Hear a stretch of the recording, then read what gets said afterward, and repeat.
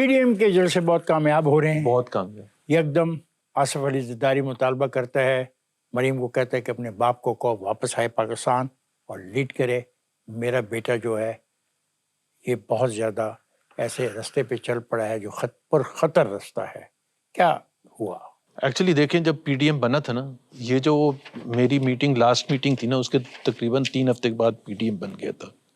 اس کی ایک ریزن یہ تھی کہ میاں صاحب ڈیسائیڈڈ کہ جی یہ ہمیں جنگ ہی کرنی پڑے گی، سیاسی جنگ کرنی پڑے گی.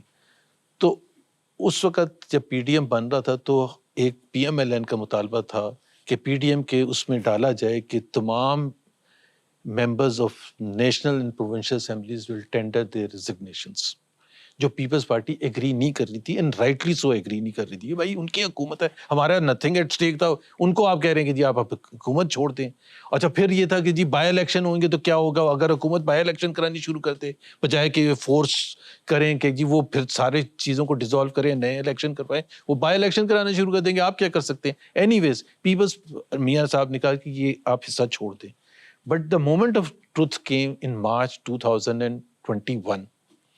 مڈل آف مارچ 2021 کو PDM کی میٹنگ ہوئی، بلکہ 15 مارچ کو، اور اس میں فیصلہ ہوا کہ جی اب ایک لانگ مارچ کیا جائے گا 26 یا 27 مارچ کو، 10-12 دن کے بعد اسلام آباد میں، اور وہاں جا کے سارے ریزائن کر دیں گے. اور یہ وہ میٹنگ ہے جس میں پھر جھگڑا ہوا پیپلز پارٹی کا اور PMLN کا. پیپلز پارٹی نے، بلاول نے کہا کہ جی مطلب آپ کا کچھ اسٹیک نہیں ہے، آپ ہمیں کہہ رہے ہیں ریزائن کا، ہم نہیں کریں گے.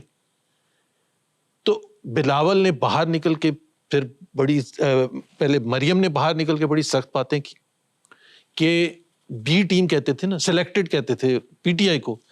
تو مریم نے کہا کہ صرف ایک سلیکٹڈ نہیں ہے، یہ بھی سلیکٹڈ ہے. جس پر پھر بلاول نے اپنی پریس کانفرنس باہر نکلنے کے بعد کہا کہ ایک لاہور کا خاندان ہے جو 40 سال سے سلیکٹڈ ہے. سو سچویشن اتنی خراب ہو گئی تھی، اس وجہ سے وہ پھر آصف زرداری نے یہ کہا تھا جس کا حوالہ آپ کر دے رہے.